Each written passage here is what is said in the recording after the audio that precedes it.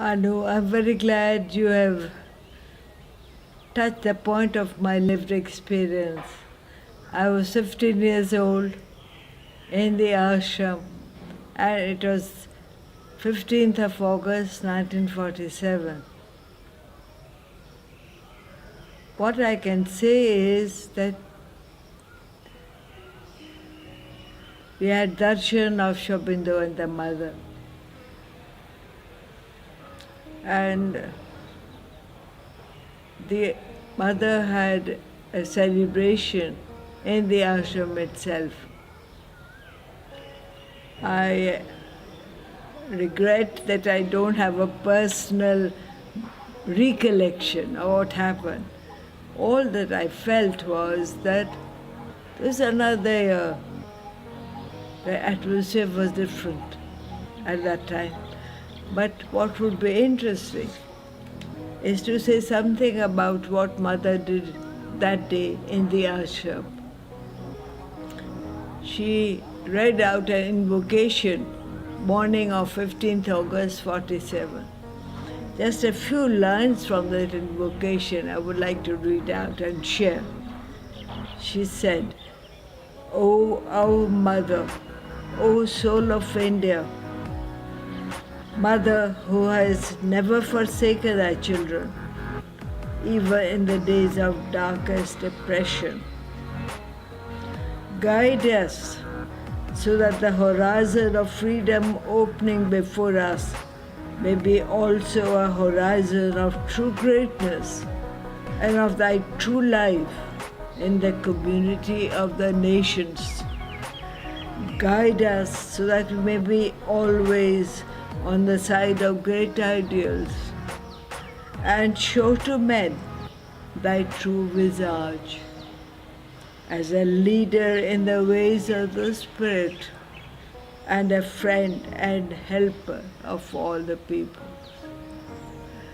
And she hoisted the spiritual flag of India, which is blue with a golden symbol of mothers, on the terrace above Sri Aurobindo's room. In the afternoon,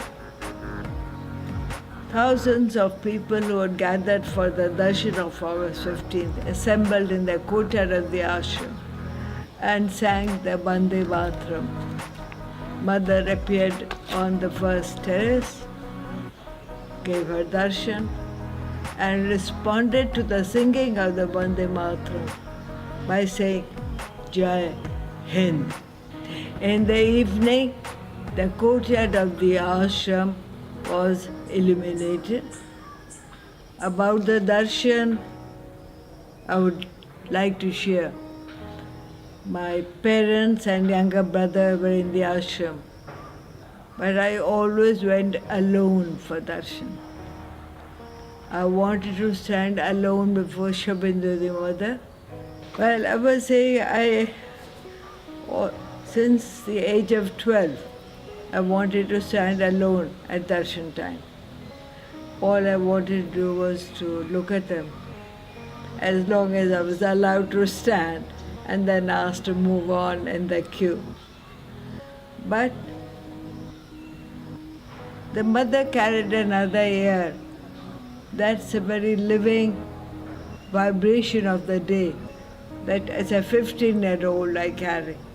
Other details I have taken from historical records, but I can't recollect them. But everything changed in Mother's action from then onwards. Followed the 50s, Shobindu left the body on December 5th, 1950. She actively concentrated on the merger of the former French territories with India, which took place in 54. As soon as that happened, she wrote to the President of India asking for Indian citizenship. That was the first step that she took. And in that decade of the 50s, all the leaders of public life in the country and all walks of life came to pay their respects to Mother and to visit the ashram. To name just a few, Dr. Radhakrishnan, Pandit Nehru, Indira Gandhi, up to Vinoba Bhave, and the literary figures and the people in the field of education. And they carried back in their respective areas of work in the country the work and mission of Sri Aurobindo and the existence of the ashram. I was, as a young student, part of the work of receiving these guests, looking after them. So I saw how much attention Mother gave to each one who came. And suddenly the ashram was all over the country. After that, I went to the Sorbonne in Paris to read again the work of Sri Aurobindo in the context of European thought and culture. That's when the 5 dreams came into a very clear focus for me and of great immediate relevance.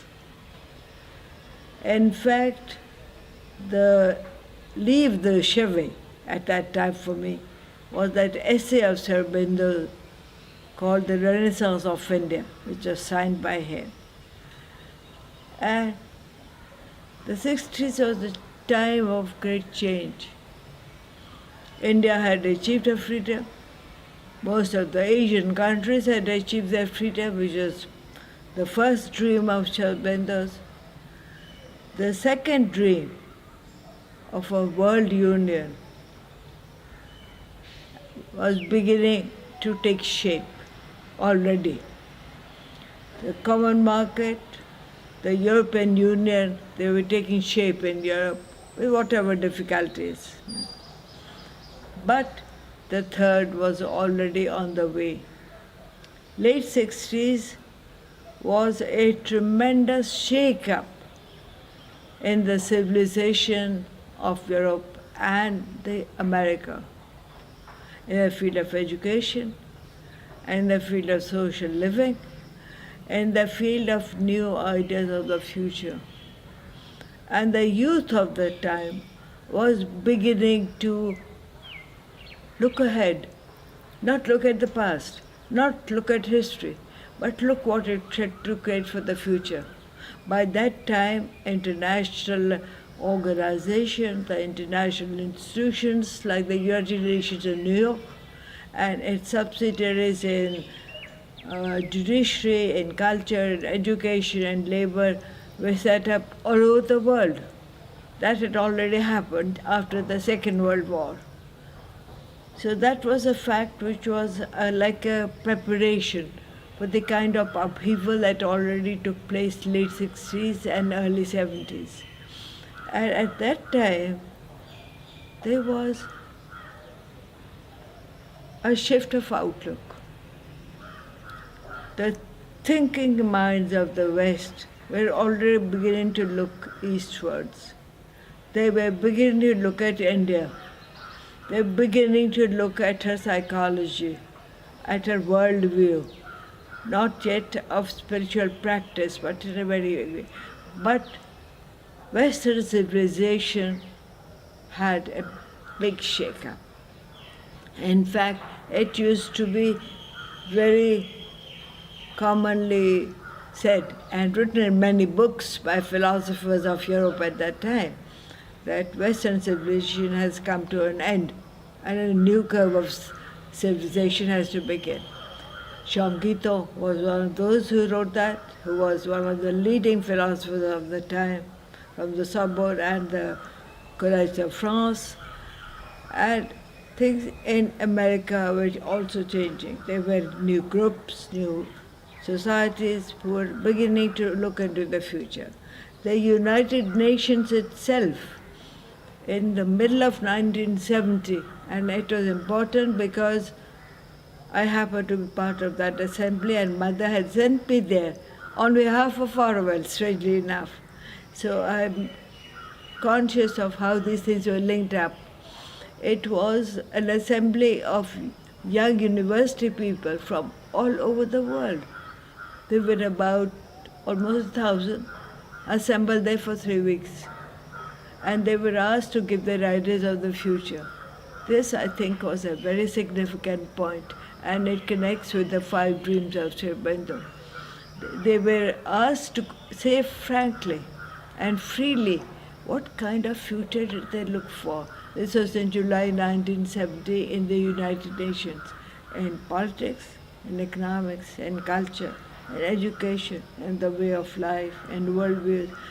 And unanimously, all the young university people thought of holistic views, integral.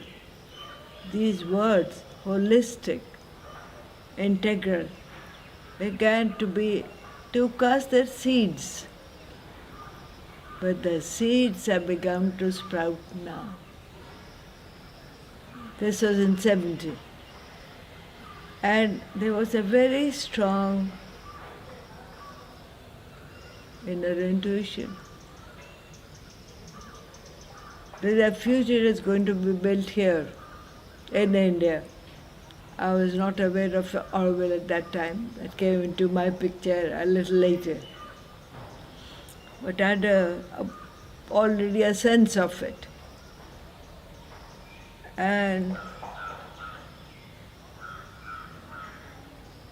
I have a feeling that the first 3 dreams were already not an embryo, but actually on the ground, but not yet in their fullness. In Asia, on the other hand, there were some movements like SARC and others, but they have not yet taken root, frankly. That is yet to happen. I can only say that in the new millennium, last 2 decades, the last 2 dreams have become very important. It so happened that I was invited to the US very often in these 20 years. Everywhere there was a need to know of the spiritual practices of India, to see how they could be worked out, and of the psychology of India, the work of Sri Aurobindo, and there was a great need to understand. There were small groups and large groups, and there was an attraction to Auroville which was growing at that time, to come to the movement that we are living through now. Now, you see a humanity that moves around with masks on the face in every country, in every nation. They go through meetings of world leaders, knocking elbows because they can't read each other otherwise. Somewhere a civilization that we have been building up assiduously, I would say since the 16th century in recent history. The mind in the forefront, planning, organizing, leading or trying to lead, and the great discoveries in the natural sciences, especially physics and biology, they've all folded up. The world board is swept clean. I have the impression that what was in preparation from late 60s and early 70s has now come to a point where it has collapsed. That preparation was necessary. And now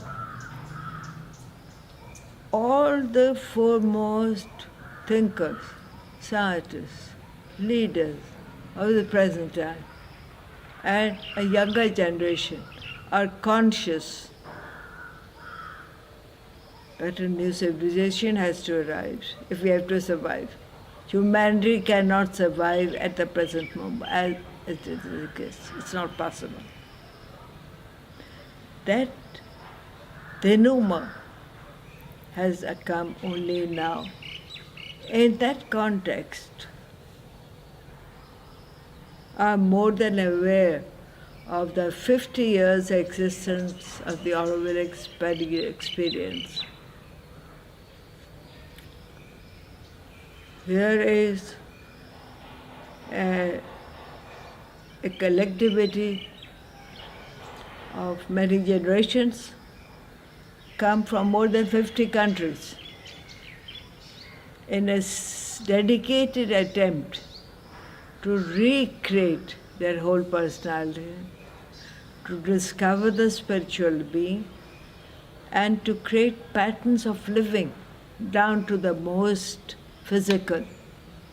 Down to the most physical. How you live, how you act, how you eat, how you dress, how you organize life as a group, as an international group, irrespective of religion, but a seeking for the spiritual.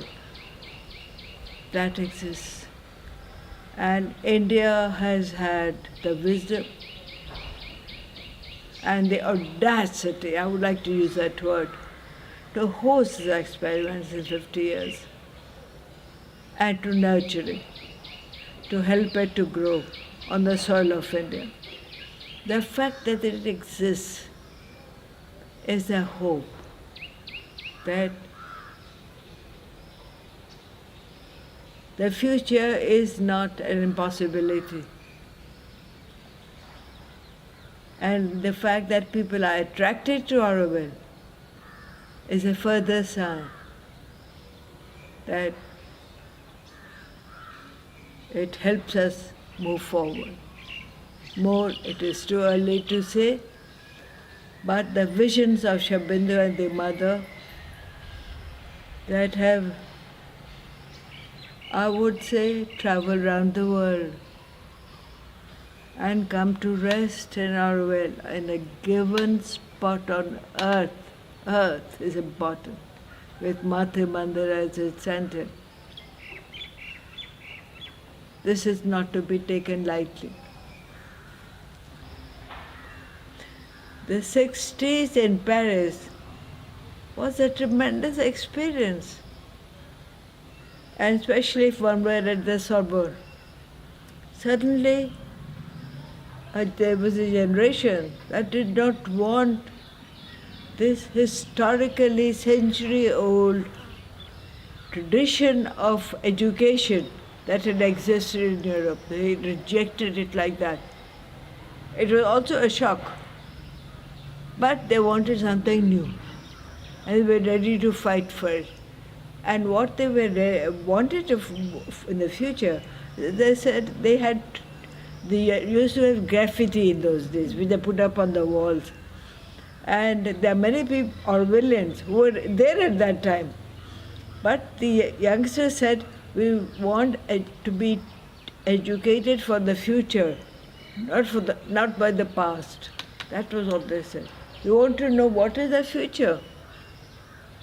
They burned books, the teacher, professors resigned, and here was I. I was at the Sorbonne. It was very funny.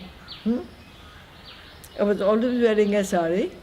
I was reading the Life Divine of Sri Aurobindo. I had the Life Divine tucked in my arm. And I used to walk from Sydney University to Sorbonne every day through all the fights. Suddenly, as it happened, the social groups in Paris, they joined the student movement. Then the labor joined the movement. And in fact, de Gaulle had to resign. The government had to resign because of that. When this work was done, the movement shifted to Berkeley in the US. It had come from Germany with Cohen-Bendit. Paris was the hot center. Then it went to Berkeley. And you know what happened in Californian region in the early 70s. It went off. Lots of strange things happened, drugs and whatnot. But in July 70, there was this very interesting meeting at the United Nations in New York. I didn't know Auroville at that time. The mother wrote me a letter. I was still in Paris. She said, I want you to go to this and to represent Auroville. Auroville I did not know, but I thought, well, there's representing Sri Aurobindo. I saw it like that. So those 3 weeks in the United Nations in New York, suddenly you saw that and they were from all countries of the world, including Russia. The only country not representing was North Korea. That was in July 1970. And they all said one thing: we want to work together in collaboration for the future in all fields. Now, that must have cast a seed, but there was no immediate result. 70s was a difficult time in the US. It was a difficult time, people experimenting in all directions. But I was very sure after that I had to come back. I'd finished my work in Sorbonne. I wrote to mother. I told her all that had happened. And she said, go and work in Auroville. Auroville was new to me. And slowly the work came into Bharat Nivas. And in March 71, she gave me a long talk, personally, her last interview on India. I landed up in Bharat Nivas, and that's where we are today. But,